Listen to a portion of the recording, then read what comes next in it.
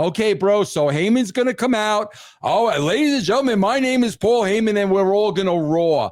That's right. It's tired, bro. I'm tired. I'm bored with it. And that's not just a knock on Heyman. That to me is anything that's just freaking run its course, man.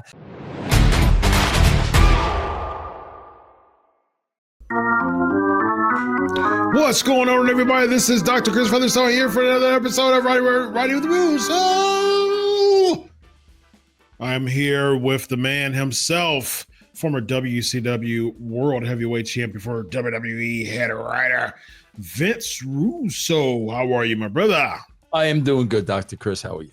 I'm well, man. I'm well. Just another day in paradise, my man.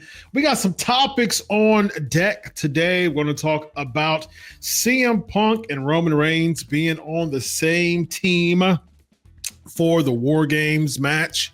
We saw on SmackDown CM Punk joining. We got Paul Heyman, your boy, Paul Heyman coming back as a return as well, after being powerbombed by Solo Sikoa. Let me give you the good news and the bad news with Paul Heyman. Let's do it. Here's the good news. He lost weight. Good for you. Because I was saying that, bro. You need to lose some weight. Come on, bro. He would look like a freaking walrus out there. Number two, Paul Heyman's my age. Bro, we don't need to be in our early 60s or mid 60s lying in tanning beds. Seriously, man. Nobody wants to see a 60-year-old man in a freaking get over yourself. A tanning bed. Get over yourself, man. He's trying to be TV ready, Vince. Oh my God, please, bro. Yes, indeed.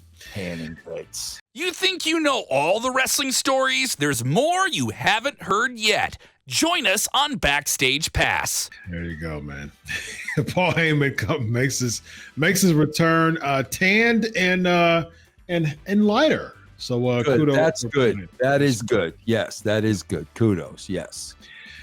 He brings out the fifth guy, and the fifth guy is CM Punk. And CM Punk's on the team now for the babyface. Chris, I got to ask you a question because, again, I'm not being wise. You know what? I really am not. Chris, I put out a tweet after Raw last Monday night. And remember, if you remember, Sequoia stood on the table and Rollins lost the match. Yep. I put out a tweet immediately. I said, what does Triple H write this show with a crayon? Seriously? So now Rollins is going to be the fifth man because Solo, we talked about that. Solo, and me and you laughed at it. Mm-hmm. Bro, I honestly believe that was the plan. That's what they were going to do. Somebody read my tweet and said, oh, let's stick it up Vince's backside. I'll tell you why, Chris. I'll tell you why. Because first of all, if you don't do something with Rollins out of this, you buried Rollins, first of all. You totally buried Rollins. They cost him the match, and he's not going to be the fifth guy. You buried Rollins unless he screws Punk or something like we talked about. But, Chris, I was really – this was for the pop. This was for the pop, unless I missed something. Is there any connection whatsoever between CM Punk and Roman Reigns that I don't know about? Originally, the Shield. Remember when I went against Ryback at Survivor Series and the Shield debuted? For a while, the gimmick was CM Punk had something to do with it. They never really capitalized on that. They never really made it official that CM Punk had something to do with the Shield or was affiliated with the Shield. But they debuted when CM Punk was with Heyman, went against Ryback as a babyface, and then the Shield interrupted. And the Shield screwed Punk? No, they helped him. Oh, the Shield helped Punk. So that's bro, that was 2012. So it was over a decade ago. Yeah. Okay, well. Yeah. I seriously think it was Rollins, and then I put my tweet out there and, let's show everybody how stupid Russo is. No, Russo ain't stupid at all because Punk doesn't make any sense, and now you got Rollins in no man's land. Yeah. November 18th, 2012. Yeah, Survivor Series. Yeah. 12 years ago. So 12 years ago, man. 12 years ago. Yeah. So it's, it was one of those things that was really it. I mean, you have to think CM Punk's been gone. He left he left Royal Rumble, who was his last match of 2014.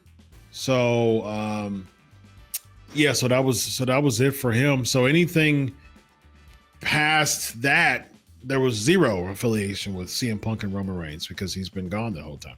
Yeah. So I mean, we shall see. It's one of those things that people are trying to make links. Like that's been a big thing about pro wrestling fans now. It's like they try to make links out of everything. You know what I mean? Oh, did you see that person in the back? You know what I mean? Like Sami Zayn threw his phone on the couch. You see? That's another big thing. He didn't want it to ring during the pre-tape, bro. That's why he threw it on the couch. Did you see those two people talking back there? Did you see that person Did you see that person in the warehouse? Where the shelves were. So there's always those little "Where's Waldo" moments, that people are doing nowadays. A lot of them just are nothing, A lot of, and that's the thing, man. Thinking about things psychologically, I think it's hilarious. And kudos to WWE because those little red herrings are brilliant to me. Like because pro wrestling fans are going to fall for them anyways, and they're going to make a thing from them within the socials and those detours. I think the cool part of booking now, you and I we criticize just the character and the storylines, but the fact that they're working the fans and having those detours, I think it's brilliant, man. I think it's hilarious. I agree, man. And they feed right into it. I mean, they feed right into it, man. Yep, they get worked and they don't even realize they're being worked. Yeah, they're getting worked, man. They're getting absolutely worked. And I think it's funny. I think it's absolutely funny. So, I don't think that saying that Paul Heyman, and this could be a thing. We'll see. The new thing is Paul Heyman and Solo Sikoa wore the same outfit. They wore the red shirt with the black suit jackets and the black slacks. That means that Paul Heyman's going to turn on the baby faces and align themselves. It's a breadcrumb. It's a teaser, Vince. Could you see Paul Heyman turning on the babyface team and going with the heels again?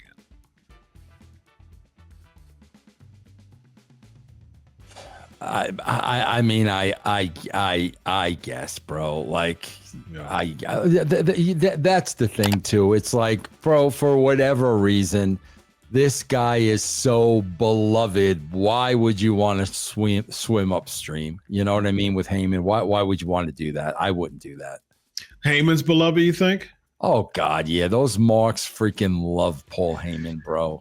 But he's so I know you have beef. Well, you and Paul Heyman don't see eye to eye. But I'm a Paul Heyman fan when it comes to his ability to cut promos. I think he's a really good promo cutter.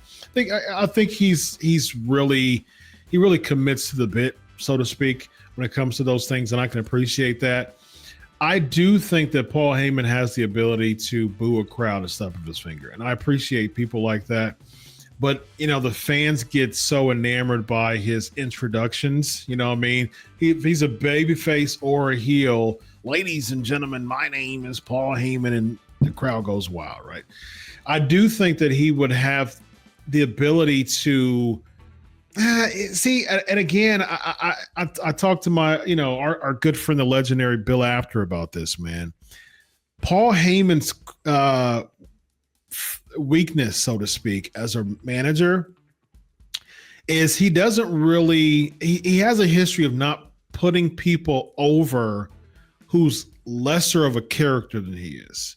He overshadows people who doesn't have a strong enough character, like Curtis Axel and Ryback, and Cesaro, list of other people. Those people were Heyman guys, managed by Heyman, floundered because none of them were stronger than his character. I don't see any of the new bloodline stronger than the Paul Heyman character. I don't see it. I agree with that 100%. I agree. Yeah, I don't see how that'll work. I mean, just because he's with the only thing I think it could work is, like I told you before, Solo keep cutting these promos. It just doesn't click with me. And so him being a spokesperson for this new bloodline, especially propping up Jacob Fatu, making him look like a star, I think that there could be some work. I swear, Chris, here's what I don't understand. Like here's the difference between like me and a lot of these wrestling fans. Bro, I'm sorry. It is put all the personal stuff aside. Like I know some of the things Paul Heyman did. I'm not a fan of Paul Heyman. Put that aside. Bro, the guy has been doing, ladies and gentlemen, forever.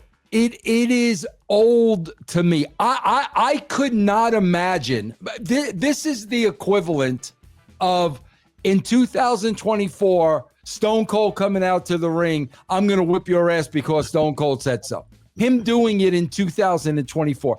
Heyman has been doing the same shtick forever, bro. And again, we talk about the Pavlovian dogs. Okay, bro. So Heyman's gonna come out. Oh, ladies and gentlemen, my name is Paul Heyman, and we're all gonna roar. That's right. It's tired, bro. I'm tired. I'm bored with it. And that's not just a knock on Heyman. That to me is anything that's just freaking run its course, man. To me, that guy has run its course. New Day has run its course. I can go up and down the list of The Miz has run its course, bro. And, okay, bro, great for the WWE for being loyal. Give him a job somewhere else in the company, bro. Yeah. To just come out and recite that same promo for 10 years. Come on, bro, I would have got sick of Lou Albano if he would have done that for 10 years. Yep, but here's the thing, Vince. Like I said, you said it. It's Pavlovian dogs. I mean, that's the people we're working with now. You know what I mean? And so it's one of those things that you're always going to get that. I mean, like, even if The Rock says, if you smell what The Rock is cooking in 2024, pro wrestling fans are a different breed, Vince. They're a different breed, man. They're a different breed. Chris, I swear, my favorite band of all time, I'm a huge Beatles mark. Chris, I remember when I was a kid. I mean, my God, bro, I think it came out in, I want to say 64. I can remember going to see A Hard Day's Night in the movie theater. I must have been about 3 years old. Huge Beatles fan. Okay, followed them my whole life. Bro, when Paul McCartney sings now, I'm like, brother, please. Like, I love the guy, Sir Paul McCartney. He's done. He can't do it anymore, bro. And I'm, it's not the Pavlovian dog of, yeah, Paul, sing till you're 85. No, bro, it's over. Like, hang it up. And so I just want people to understand when I'm talking about the Heyman character, it's not personal. I'm just tired of the same old shtick. I've seen it enough. That's all that I'm saying. I mean, to your point, I've said that about Sting. I mean, Sting's my all-time favorite wrestler, and I don't want to see him step foot in a pro wrestling ring ever again. Chris, if you notice, man, the shelf life of every television sitcom, even if it's at its peak, 9 seasons done. And you'll hear Seinfeld, Ray Romano, Kevin James. We didn't want to always stay or welcome. We wanted to end on a high note. We didn't want to start going down. Bro, so you know how much Seinfeld got offered for season 10? Nah, man, we don't want to go out on a high. Yeah. I'm looking at it the same way. Heyman's. How long has he been doing this, bro? Cutting the promos? Ooh, Lesnar days. Lesnar debuted in 2002. Okay. What year are we in? 24. Okay. Thank you. 22 freaking years of the same sitcom, bro. Come on, man. Yeah.